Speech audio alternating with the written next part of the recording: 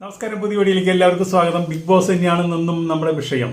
എന്താണെന്ന് വെച്ചിട്ടുണ്ടെങ്കിൽ, ശനിയാഴ്ച ലാലേട്ടൻ വന്നു, പുലിയായി വന്നു, പൂച്ചയായി മാറി. ഇന്ന് മൂപ്പര് പൂച്ചയായിട്ടാണ് വന്നത്, പുലിയായേ ഇല്ല. അപ്പോൾ ഇന്നലെ വന്ന ലാലേട്ടനല്ല ഇന്ന് വന്നത്. ഇന്നലെ വന്ന് ആകെ ചോദിച്ചത് ഇത്രയും ബിഗ് ബോസിൽ കിടന്ന് ഇത്രയും പ്രശ്നങ്ങൾ ഉണ്ടാക്കിയ, അവിഹിതം പറഞ്ഞു നടന്ന, ഇല്ലാത്ത അവിഹിതം പറഞ്ഞു നടന്ന സദാചാര പോലീസായ അനുവിനെ എന്ത് പറഞ്ഞു? എന്തെങ്കിലും ശിക്ഷ കൊടുത്തു. അവിടെയുള്ള എല്ലാവരും പരസ്പരം എല്ലാവർക്കും മുണ്ട് അലക്കി കൊടുക്കണം, അവരെ വസ്ത്രങ്ങൾ അലക്കി കൊടുക്കണം.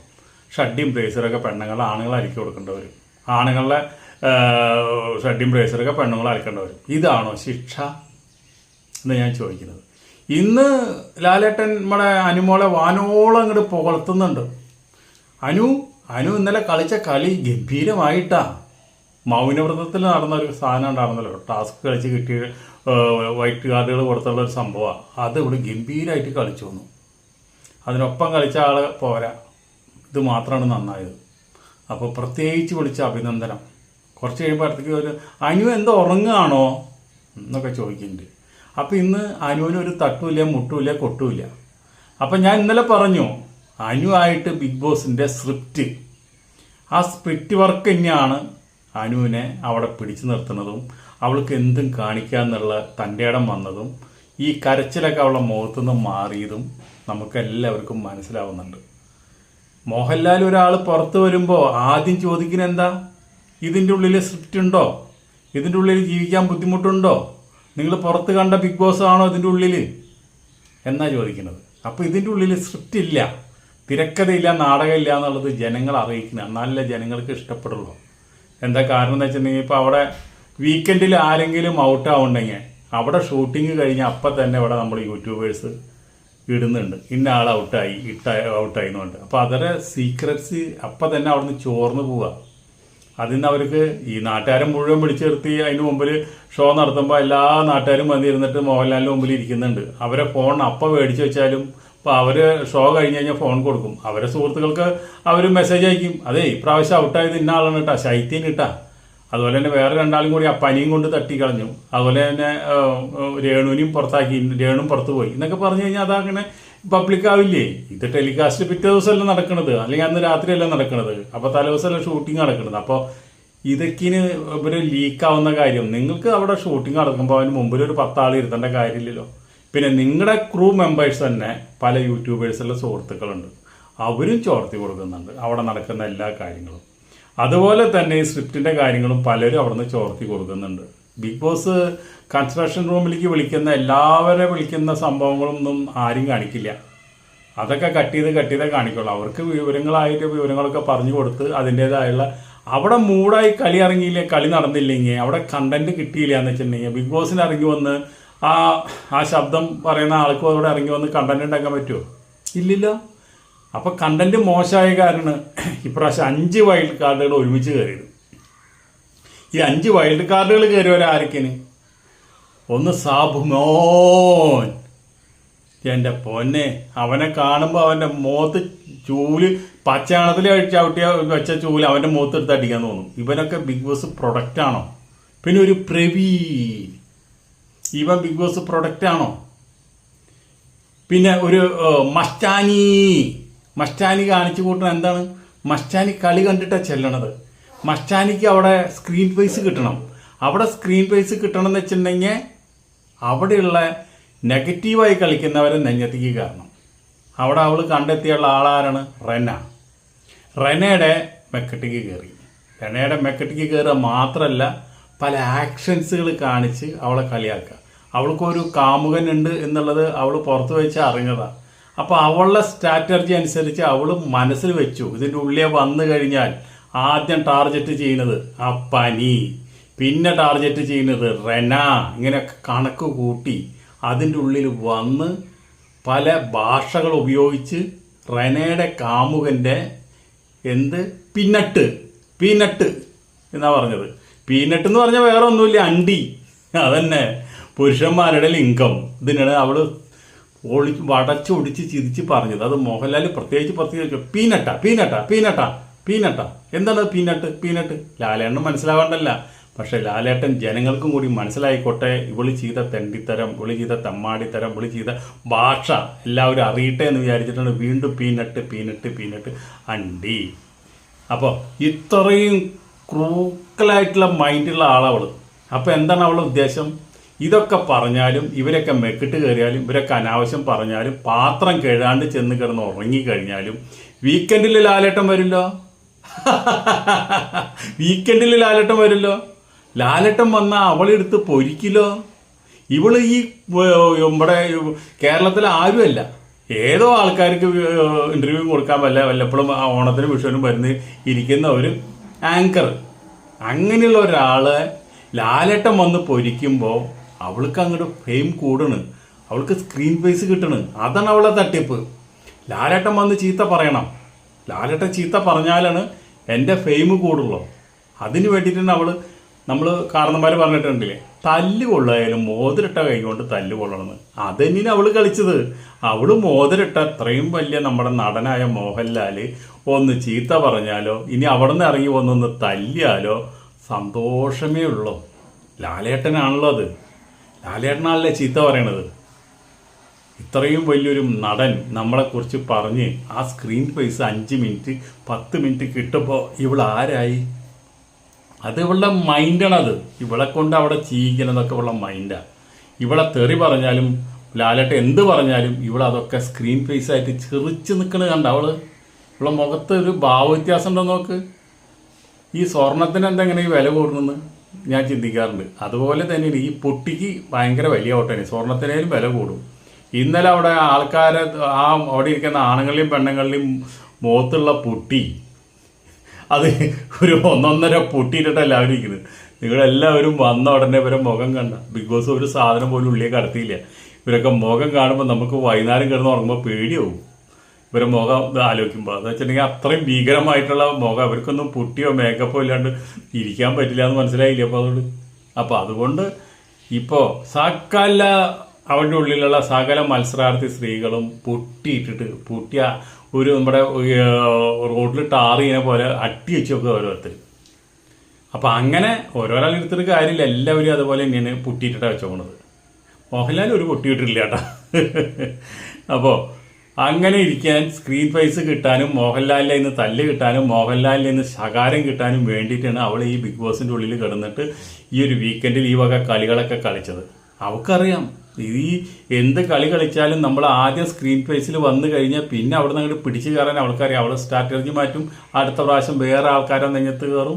അതുപോലെ തന്നെ അവിടെ കുത്തിത്തിരിപ്പുണ്ടാക്കും, അസൂയ ഉണ്ടാക്കും, അപ്പുറത്ത് വർത്താനം പറഞ്ഞ് ഇവിടെ വന്ന് പറയും. അങ്ങനെ പല കാര്യങ്ങളായിട്ട് അവൾക്ക് കയറിപ്പോവാം എന്ന് അവൾ മനസ്സിലാക്കിക്കൊണ്ട് തന്നെയാണ് ഈ പ്രശ്നങ്ങളൊക്കെ ഉണ്ടാക്കിയത്. ലാലേട്ടന് ഇപ്പം അതൊന്നും ചെയ്ത കാര്യങ്ങളെല്ലാം ചോദിക്കാണ്ടിരിക്കാനും പറ്റില്ലല്ലോ. ലാലേട്ടൻ അതൊക്കെ ചോദിക്കുകയും ചെയ്തു. അവൾക്ക് നല്ല സ്ക്രീൻ പേസ് കിട്ടുകയും ചെയ്തു. അവൾക്ക് ഫാൻ പേയിൽ കൂടുകയും ചെയ്യും. അതാണ് ഉണ്ടാവും. അവിടെ മണ്ണുണ്ണികളായിട്ടിരിക്കുന്ന 2 പേരുണ്ട് വൈറ്റ് കാർഡ് വന്നവർ.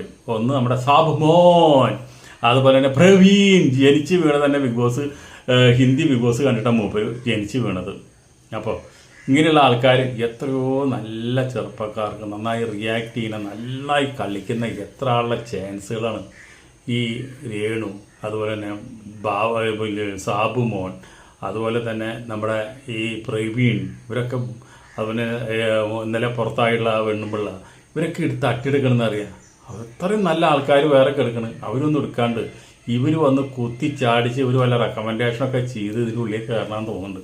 അല്ലാണ്ട് ഇപ്പോൾ ഒരു യൂട്യൂബിലെ സബ്സ്ക്രൈബറെ കനം വെച്ചിട്ട് കയറ്റണമെന്നല്ലാന്ന് തോന്നുന്നുണ്ട്. അപ്പോൾ അതാണ് നമുക്ക് ഈ ബിഗ് ബോസിനെ ഒരു ശരിക്കുള്ള ഒരു സ്ട്രൈറ്റ് ഫോർവേഡാണ് എന്ന് പറയാനും നമുക്ക് ബുദ്ധിമുട്ടാണ്. ഒന്നുമില്ലെങ്കിൽ ഒരു വർക്ക്ഷോപ്പ് വയ്ക്കുക, ഈ വക ആൾക്കാരൊക്കെ വർക്ക്ഷോപ്പിൽ കൊണ്ടിടുക, എന്നിട്ട് കുറച്ച് സ്ക്രിപ്റ്റ് കൊടുക്കുക, കുറച്ച് ടാസ്ക് കൊടുക്കുക, അവരെങ്ങനെ കളിക്കുന്നത്, അവരെങ്ങനെ പെർഫോം ചെയ്യുന്ന അറിഞ്ഞിട്ട് മാത്രം നിങ്ങൾ അടുത്ത കൊല്ലം തൊട്ട് ഇതിൻ്റെ ഉള്ളിലേക്ക് ആളെ കയറ്റിയാൽ മതി. അല്ലെങ്കിൽ ഈ ബിഗ് ബോസിൻ്റെ ഷോയുടെ ക്രെഡിബിലിറ്റി നഷ്ടപ്പെടുന്നു. ലാലേട്ടൻ മുഴത്തിന് പറയണ്ടല്ലോ. ഇങ്ങനെയുള്ള ആൾക്കാർ വന്നാലാണ് കൂടുതൽ ക്രെഡിബിലിറ്റി നഷ്ടപ്പെടുക കേട്ടോ. അപ്പോൾ പിന്നെ നമ്മുടെ ലക്ഷ്മി വൈറ്റ് കാർഡ് കയറിയ ലക്ഷ്മി വെള്ള ഡ്രസ്സ് ഇട്ടിട്ടൊക്കെയാണ് നിൽക്കുന്നത്. പുട്ടി ഒരു കൊന്ന് ഇട്ടിട്ടുണ്ട്. പുട്ടി ഇല്ലാണ്ട് നമ്മൾ കണ്ടിട്ടുണ്ട്. നല്ല പുട്ടി അടിപൊളിയായിട്ട് ഇങ്ങനെ കയറ്റിയിട്ടുണ്ട്. അപ്പോൾ അതിനു മുമ്പ് പറഞ്ഞില്ല, ലാലേട്ടൻ ഇന്നലെ ശിക്ഷ വിധിച്ചത് എന്താണ്? നമ്മുടെ മത്താനിക്ക് 2 മാസം 2 നോമിനേഷനിൽ നേരിട്ട് ഡയറക്റ്റായിട്ട് അവൾ ആയി. പിന്നെ അവളെ വീട്ടിൽ നിന്ന് കൊണ്ടുവന്ന ഒരു സാധനം പോലും അവൾക്ക് കൊടുക്കില്ല. ഡ്രസ്സ് കൊടുക്കില്ല, മേക്കപ്പ് കൊടുക്കില്ല, ഒന്നും കൊടുക്കില്ല. പക്ഷെ അവിടെ കൊടുത്തില്ലെങ്കിൽ അവൾ എന്തുണ്ടാവും? അവൾ സോപ്പിട്ട് വല്ലവരെ കയ്യിൽ നിന്നൊക്കെ തട്ടിപ്പുട്ടി മേടിച്ച് പുട്ടി വിടും, ചുണ്ടും ചോപ്പിക്കും, കണ്ണും എഴുതും, എല്ലാം ചെയ്യും. അപ്പോൾ ലാലേട്ടൻ ഇതിലും ശക്തമായി പറഞ്ഞിട്ട് നമ്മുടെ ഗിസേല് വല്ലവരെയും തട്ടിക്കൂട്ടി മേടിച്ചതും അവിടെ എവിടേക്കാണ് ഈ സാധനങ്ങൾ ഒളിച്ചു വെച്ചാൽ നമുക്കൊരു പിടുത്തമില്ല. സാധനം വരുമ്പോൾ എല്ലാം മേക്കപ്പിലും ചുണ്ട് ചോപ്പിച്ചൊക്കെയാണ് നിൽക്കുന്നത്. അപ്പോൾ ക്യാരക്ടറാണ് ബീട്രൂട്ടാന്നൊക്കെ പറയുന്നുണ്ട്. അതിനൊക്കെ ഒരു പരിധിയില്ലേ?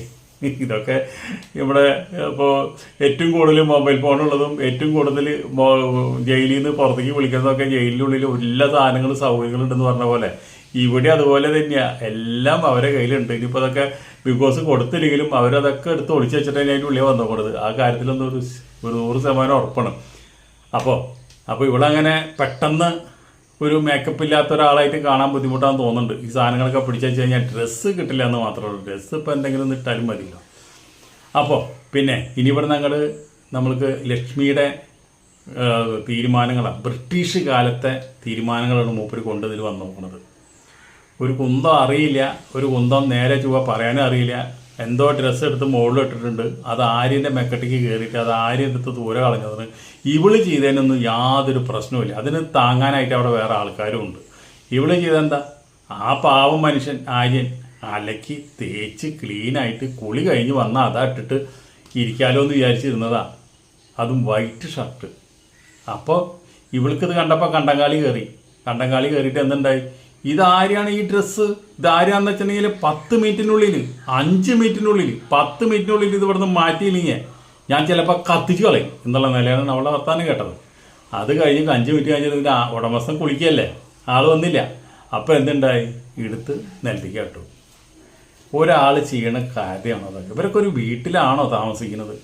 ഒരു സാധനം, ഒരു ചമ്മന്തി അരയ്ക്കാൻ പോലും അറിയില്ല. എന്നിട്ട് ആ ആളാണ് കയറി നിന്നിട്ട് ഒരു കുടം വെള്ളം സാമ്പാറിലെടുത്ത് ഒഴിച്ചത്. ആ സാമ്പാറും വേസ്റ്റായി പോയി.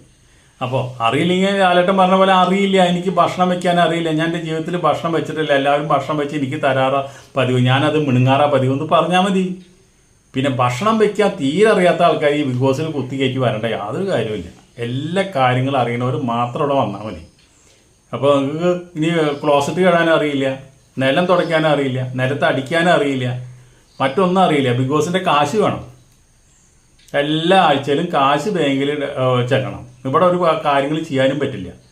വല്ലവരും ചെയ്ത് നല്ല രീതിയിൽ കളിക്കണമെങ്കിൽ അവരൊക്കെ വസ്ത്രങ്ങൾ എടുത്ത് തോൽക്കി കളയുക, അവരൊക്കെ നെഞ്ഞത്ത് കയറുക, ആവശ്യമില്ലാണ്ട് കിടന്ന് ഓളിയിടുക, ഇതൊക്കെയാണ് പണി. ഇത്രയും വലിയൊരു ഇടുക്കി ഡാമിൽ പോലും ഇത്രയധികം വെള്ളം ഉണ്ടാവില്ല. അതിനേക്കാളും വെള്ളമാണ് ആ സാമ്പാറിൽ കിടക്കുന്നത്. അതാണ് ഇപ്പോൾ ഏറ്റവും നല്ല അമൂല്യ വസ്തുവായിട്ട് മൂപ്പര് കാണുന്നത്. എല്ലാവർക്കും തികയണ്ടേ? ഞാൻ ഒരു കുടം വെള്ളം എടുത്ത് ഒഴിച്ചു, ഇത്രയല്ലേ ചെയ്തുള്ളൂ. അപ്പോൾ അതൊക്കെയാണ് ഈ ലക്ഷ്മി കാണിക്കുന്നത്. സ്ക്രീൻ ബേസിന് വേണ്ടിയിട്ട് ഒരുപാട് ബുദ്ധിമുട്ടി കളിക്കുന്ന ഒരു വ്യക്തിയാണ് ഈ വൈൽഡ് കാർഡ് വന്ന ലക്ഷ്മി. അപ്പോൾ ഇന്നലെ ഇപ്പോൾ മോഹൻലാൽ ഒരു ബനിയൻ കൊടുത്തു ജിഷന്.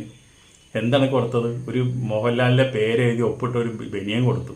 അവനത് വലിയ അമൂല്യ നിധിയായിട്ടായിരുന്നു ഉമ്മ വയ്ക്കണ്, അതിനത് കെട്ടിപ്പിടിക്കണ്, അതിനോട് നന്ദി പറയണ്, മോഹൻലാലിന് നന്ദി പറയണ്, എന്തൊക്കെയോ പറയുന്നുണ്ട്. അപ്പോൾ ശരിക്ക് അവനല്ല ലാലേട്ടൻ കൊടുക്കേണ്ടത് ബനിയാൻ കൊടുക്കേണ്ടത് അപ്കറിന് കൊടുക്കണം. അപ്കറിൻ്റെ ബനിയാൻ ഒരു ടാസ്കിനിടയിൽ കീറിയത് നമ്മൾ കണ്ടതാണ്. ലാലേട്ടൻ അത് ചോദിക്കുകയും ചെയ്തതാണ്. എന്നിട്ട് എന്തുകൊണ്ട് അവന് കൊടുത്തില്ല? ഈ ടാസ്ക് ഒറിജിനലായിട്ട് കളിക്കാത്ത, അവിടെ ഒറിജിനലായിട്ട് കളിക്കാണ്ട് നമ്മുടെ അപ്കറിനെ കയ്യേറ്റം ചെയ്ത വ്യക്തിയാണ് ഈ ജിഷൻ. എൻ്റെ അമൂല്യമായ സ്വത്താണ്, ഞാൻ വീട്ടിൽ നിന്ന് രഹസ്യമായിട്ട് കടത്തി കൊണ്ടുവന്ന സാധനം. അത് എന്താ വല്ല കുഴല, അതെടുത്ത് വലിച്ചെറിഞ്ഞു എന്ന് പറഞ്ഞിട്ട് അവിടെ അത്രയധികം പ്രകോപനം സൃഷ്ടിച്ച വ്യക്തി, ഭൂകമ്പം സൃഷ്ടിച്ച വ്യക്തി, ആ വ്യക്തിക്കാണ് ഇന്നലെ ലാലേട്ടൻ ബനിയാൻ കൊടുത്തത്. അത് അപ്കറിന് കണ്ടുപിടിച്ചതും അവൻ ആ ബസറിന് ഉള്ളിൽ അവൻ ഈ സാധനം കൊണ്ടുവന്നിട്ട് അവൻ കുറേ ബലം പിടിച്ചു അതിൻ്റെ ഉള്ളിയെ കടത്താനായിട്ട്. ശക്തനായിട്ട് പിടിച്ചു നിന്നത് അപ്കറാണ്. കടത്തില്ല എന്ന് പറഞ്ഞിട്ട് എന്തൊക്കെ ഉണ്ടാക്കിയാലും ഈ സാധനം ഉള്ളിൽ കടത്തില്ല എന്ന് പറഞ്ഞിട്ട് ആ സാധനം തിരിച്ചു വെക്കേണ്ട വന്നു. അപ്പോൾ അതിൽ കൊടുക്കേണ്ടത് ആർക്കാ? അപ്കറാണ് അവിടുത്തെ ശരിക്കുള്ള ഒരു ഗെയിമർ.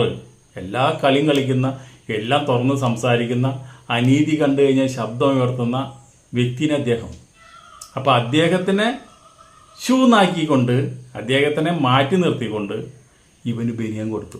ലാലേട്ടൻ ചെയ്ത് ശരിയാണോ? ശരിയല്ല. അതാ പറഞ്ഞ നിയമങ്ങളൊക്കെ അവർക്ക് ബിഗ് ബോസിന് വേണ്ടി വളച്ചൊടിക്കാനും മറ്റുള്ള. ഇനിയിപ്പോൾ വേണമെങ്കിൽ ജിഷിന് വേണമെങ്കിൽ ഈ പേരും പറഞ്ഞ് ഒരു പവൻ്റെ ചെയ്യാനെ കൊടുത്തു. ഞങ്ങൾക്ക് യാതൊരു പ്രശ്നമില്ല. ഇതിൽ ഇങ്ങനെയൊക്കെ നടക്കുള്ളൂ. പിന്നെ എന്തില്ല പാവം നമ്മുടെ ഷാനവാസ് ആ മനുഷ്യന് ഭ്രഷ്ട് കൽപ്പിച്ച് നോക്കുക. മോഹൻലാലിനെ കാണാൻ പാടില്ല, മോഹൻലാൽ പറയണത് വേണമെങ്കിൽ മൈക്കിലൂടെ കേട്ടോട്ടെ. അപ്പോൾ ആ മൈക്കിലൂടെ കേട്ടിരിക്കുന്ന വ്യക്തി ഇന്നലെ മോഹൻലാൽ പോയപ്പോൾ മൂപ്പര് വന്ന് അവിടെ നിന്ന് പറയുന്നുണ്ട്, ഉർവശി ശാപ് ഉപകാരമായി അവന്. എന്താണെന്ന് വെച്ചിട്ടുണ്ടെങ്കിൽ ഇനിയിപ്പോൾ ഞാനും കൂടി അവിടെ ഇരിക്കാന്ന് വെച്ചിട്ടുണ്ടെങ്കിൽ എന്നിൽ ലാലേട്ടൻ പൊരിച്ചേനെ. കണ്ണീഷോളം കണ്ടുകൂടാ ഷാനവാസിന്, എന്നും പൊരിച്ചേനെ. ഇപ്പം ഞാൻ ഇതിൻ്റെ ഉള്ളിലായ കാരണം ലാലേട്ടൻ എന്നെ ഒന്നും പറയാൻ പറ്റില്ല. കഴിഞ്ഞ ആഴ്ച ഞാനിതുപോലെ ചില കാര്യങ്ങളൊക്കെ ചില വാക്കുകളും കാര്യങ്ങളൊക്കെ എല്ലാവരോടും ഉപയോഗിച്ചിട്ടുണ്ടായിരുന്നു. ഉപയോഗിച്ച് പോയതാണ്. പക്ഷെ അതിനൊക്കെ എനിക്ക് ശരിക്കും കിട്ടിയേനെ. എന്തായാലും ഇതിൻ്റെ ഉള്ളിലായ കാരണം ഇതിൻ്റെ ഉള്ളിൽ വന്നിട്ട് ലാലേട്ടൻ ചീത്ത പറഞ്ഞില്ല. അത് വലിയൊരു ഭാഗ്യം. ഇന്നിപ്പോൾ എന്താണെന്ന് വെച്ചിട്ടുണ്ടെങ്കിൽ അവരെ ഫുഡും കാര്യങ്ങളൊക്കെ വന്നിട്ടുണ്ട്. ആ ഫുഡൊക്കെ സപ്ലൈ ചെയ്യുന്ന നമ്മളെ സാപ്പ് മോഹനെടുത്ത് എല്ലാവർക്കും സപ്ലൈ ചെയ്യുന്നുണ്ട്. സപ്ലൈ ചെയ്യുന്നതാണിപ്പോൾ നമ്മുടെ ഈ നമ്മുടെ അനീഷുണ്ട്. അനീഷിനൊരു കുറ്റം പേരുണ്ട്. ആ കുറ്റം പേര് വിളിച്ചിട്ടാണ് ആതിര പറഞ്ഞത്. ആതിര പറഞ്ഞോട് കൂടിയിട്ട് നമ്മുടെ അനീഷ് ചൂടായി. അതെ, ഈ ഒരു പേര് എന്നെ കളിയാക്കി വിളിക്കുന്ന ഈ പേര് എന്നെ വിളിക്കണമെങ്കിൽ എന്നോട് ചോദിച്ചിട്ട് വേണം വിളിക്കാൻ. ഇത് അനുവാദം ഇല്ലാണ്ട് നിങ്ങൾ വിളിച്ചത് തെറ്റാണ്. നിങ്ങൾ ആ സ്റ്റേറ്റ്മെൻറ്റ് പിൻവലിച്ച് മാപ്പ് പറയണമെന്ന് പറഞ്ഞിട്ട് അങ്ങോട്ട് കയറി അങ്ങോട്ട് കൊലച്ചു.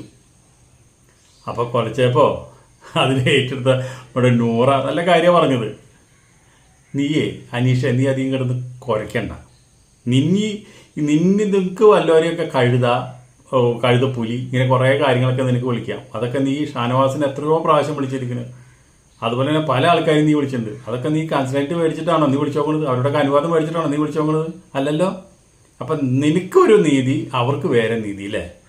അത് പറഞ്ഞപ്പോൾ അനീഷിന് പിന്നെ വർത്തമാനം പറയാൻ അങ്ങോട്ടില്ല. അനീഷ് അങ്ങോട്ട് ഒന്നുമില്ലാണ്ടായി. അതാ പറഞ്ഞത്, നമ്മളെന്തെങ്കിലും ചെയ്ത് കഴിഞ്ഞാൽ ആ സാധനം നമുക്ക് തന്നെ തിരിച്ചു വരുമ്പോൾ നമ്മളത് ഏറ്റുവാങ്ങിൻ്റെ പാകുള്ളൂ. വെറുതെ വാഹന നിരീക്ഷണം നോക്കിയിട്ട് കാര്യമില്ല.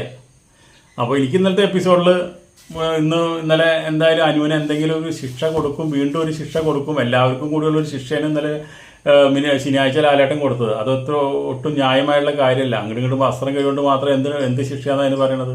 അനുമോൾക്ക് മാത്രമായിട്ടൊരു ശിക്ഷ കൊടുത്തില്ല. അനുമോളോടൊരു വാക്ക്, നീ എന്തൊട്ടാണ് നീ കാണിക്കുന്നത്? നീ എന്താണ് അവിടെ കാട്ടിക്കൊടുന്നത്? നീ ഒരു നീതിനായുള്ള ഒരു വീട്ടിൽ നിന്ന് വരുന്ന ആളാണോ? നീ എന്ത് തെമ്മാടിത്തരെ കാട്ടിക്കൂട്ടുന്നു? അങ്ങനെ 2 വാക്കുകൾ പറഞ്ഞതിന് ഇന്ന് മുഴുവൻ തഴുകി തലോടലാണ്. എന്ന് വെച്ചിട്ടുണ്ടെങ്കിൽ ആശ്വസിപ്പിക്കൽ നന്നായിട്ടുണ്ട്. ഇന്നലെ പറഞ്ഞതിൽ വിഷമിക്കണ്ട എന്നുള്ള നിലയിലുള്ള സോപ്പ് പതിക്കലാണ് മൂപ്പരെന്ന പരിപാടി. അപ്പോൾ അതുകൊണ്ട് ഡബിൾ നയം ലാലേട്ടനും കളിക്കുന്നത്, ട്രിപ്പിൾ നയം ബിഗ് ബോസും കളിക്കുന്നുണ്ട് അനുവിൻ്റെ അടുത്ത്. കാരണം പിന്നെ എല്ലാ കളികളും അവസാനിപ്പിച്ച് അവസാനം അനുവിനെ തന്നെ കപ്പ് എന്ന് പറഞ്ഞാൽ കൊടുക്കല്ല നല്ലത്. എന്തിനാ ഇങ്ങനെ അത്രയധികം ബിഗ് ബോസിൻ്റെ മോളെങ്ങനെ വളർത്തി കൊണ്ടുവരുന്നത്? വെറുതെ അവിടെയുള്ള ആൾക്കാരോട് ഒരു ഇതും ഇല്ലാണ്ട്, ഒരു കമ്മിറ്റ്മെൻറ്റും ഇല്ലാണ്ട്. അവരും ഇതുപോലെ തന്നെ ബിഗ് ബോസ് കളിക്കാൻ വന്നവരാണ്. അവരൊക്കെ നന്നായി കളിക്കുന്നുമുണ്ട്. അപ്പോൾ ഒന്നും കളിക്കാണ്ട് വെറുതെ അഭിഹിതം പറഞ്ഞ് നടക്കുന്നവരെ മാത്രം പ്രോത്സാഹിപ്പിക്കുക. കാണാത്തത് കണ്ടു എന്ന് പറഞ്ഞ ആൾക്കാരെ മാത്രം സ്നേഹിക്കുക. അവർക്ക് മാത്രം വാരിക്കോരി അഭിനന്ദനങ്ങൾ കൊടുക്കുക. അവരെ യാതൊരു കാര്യങ്ങളും ചെയ്യില്ല. ഇങ്ങനെ ചെയ്ത ആൾക്കാരെയൊക്കെ ശരിക്കും പറഞ്ഞു കഴിഞ്ഞാൽ അനുവിനെയൊക്കെ ശരിക്കും പുറത്താക്കേണ്ടതാണ്. അപ്പോൾ പുറത്താക്കലൊന്നും നടന്നില്ല. ഒരു ഷൗട്ടിങ് മാത്രം. അത് കഴിഞ്ഞ് വേറെ ഒരു ശിക്ഷയുമില്ല. എല്ലാവരും കൂടി അനുഭവിക്കുന്ന ശിക്ഷ എല്ലാവരും കൂടി അനുഭവിക്കുന്നത്. അവൾ ചെയ്ത തെറ്റിന് എല്ലാവരും അനുഭവിക്കുന്നത്. അപ്പോൾ അതാണ് ലാലേട്ടൻ്റെ നീതി. അപ്പോൾ ലാലേട്ടൻ ഒരു ഡബിൾ നയല്ലേ കളിക്കുന്നത്? ലാലേട്ടന് 7ന്റെ പണിയല്ലേ കൊടുക്കുന്നത്? ആ 7ന്റെ പണിയിൽ നിന്ന് അനുവിനെ മാറ്റി നിർത്താക്കുക. അനു അതിൻ്റെ ഉള്ളിൽ ചെയ്യുന്ന ഏറ്റവും വലിയ ചെറ്റത്തരങ്ങൾ, ഏറ്റവും വലിയ നാലിത്തരങ്ങൾ, ഒരു കുടുംബങ്ങൾക്ക് പോലും കാണാൻ കൊള്ളാത്ത രീതിയിലുള്ള കണ്ടങ്കാളി തുള്ളി നടക്കുന്ന, ഒരു വാളും കൂടി കൊടുത്തു കഴിഞ്ഞാൽ അവർ കണ്ടങ്കാളി തുള്ളി നടക്കുന്ന ഒരു മത്സരാർത്ഥിക്ക് ഒരു ഗെയിം പോലും നേരെ ചൊവ്വ കളിക്കുന്നില്ല. വായന നാക്കുകൊണ്ട് മാത്രം പിടിച്ചു നിൽക്കുന്നത്. വല്ലവരുടെ സ്ഥലത്തും പോയി ചെറ്റ പൊന്തിച്ച് നോക്കാനും പുതപ്പ് പൊന്തിച്ച് നോക്കാനും അത് വിളിച്ച് പറയാനും അതിൻ്റെ ഞാൻ കണ്ടത് തന്നെയാണെന്നുള്ള ഉറപ്പിച്ച് പറയാനും അതിനെ സപ്പോർട്ട് ചെയ്യാനായിട്ട് ലാലേട്ടനും ബിഗ് ബോസ് നിൽക്കാനും ചെയ്യാം. ഇത് സ്ക്രിപ്റ്റ് അല്ല എന്ന് ആരെ പറയാം? വീഡിയോ ഇവിടെ നിർത്താം, അല്ലെങ്കിൽ നീട്ടി പോവുക അങ്ങോട്ട്. ഓക്കെ, അടുത്ത വീഡിയോ ആയിട്ട് നമുക്ക് വീണ്ടും വരാം. അതുവരെ നിങ്ങളെല്ലാവരും സബ്സ്ക്രൈബ് ചെയ്യുക, ലൈക്ക് അടിക്കുന്നവർ ലൈക്ക് അടിക്കുക, ഷെയർ ചെയ്യുന്നവർ ഷെയർ ചെയ്യുക. എല്ലാ കാര്യങ്ങളും ചെയ്ത് നമ്മുടെ ചാനലൊന്ന് ബൂസ്റ്റപ്പ് ആക്കുക. 10 പൈസ ചിലവില്ലാട്ടായിരുന്നു. Okay, by.